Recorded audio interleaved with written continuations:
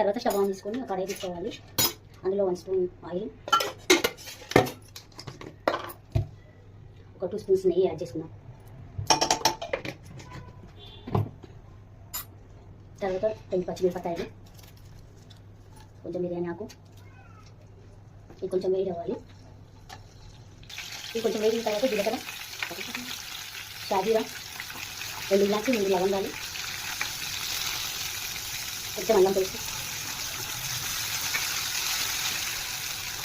కొంచెం కరివేపాకు,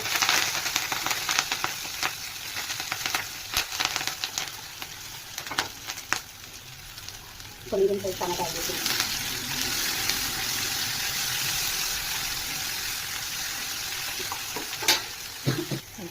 కొంచెం సాల్ట్,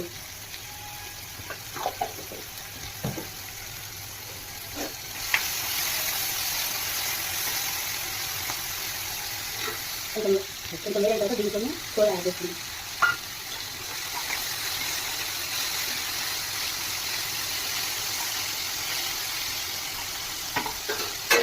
కొంచెం బాగా వేరే కొంచెం ఇంటికి వేసుకున్నాం.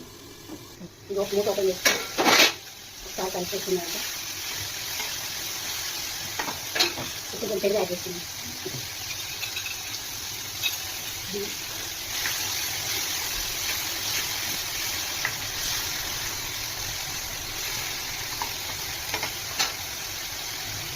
ఇంకొక 1 మినిట్ ఆగిన తర్వాత ఇంతకు పుదీనా పచ్చిమిర్చి పేస్ట్ ఇందులో యాడ్ చేస్తున్నాం.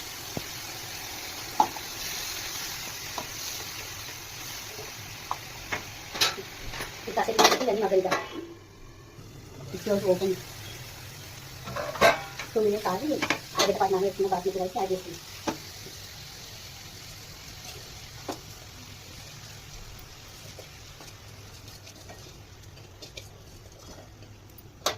ఒకసారి మొత్తం కలిపేస్తున్నాం. ఎక్కువ కలుపుకూడదు, మళ్ళీ బియ్యం విడిపోతాయి. ఇందులో ఇంకొంచెం పుదీనా వేసుకుందాం.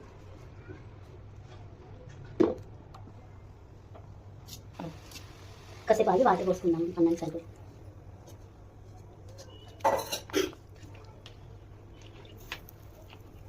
ఇప్పుడే కొంచెం సాల్ట్ అదంతా చెక్ చేసుకోవాలి. ఇంకొంచెం సాల్ట్ యాడ్ చేసుకుందాం. ఒక్కసారి కలిపేసుకొని నేను క్లోజ్ చేసేసుకున్నాం. ఇప్పుడు ఒకసారి మూత తీసి చూద్దాము. కలిపేసుకొని ఒక 10 మినిట్స్ స్టవ్ సిమ్లో పెట్టుకొని ఆపేసుకుందాం.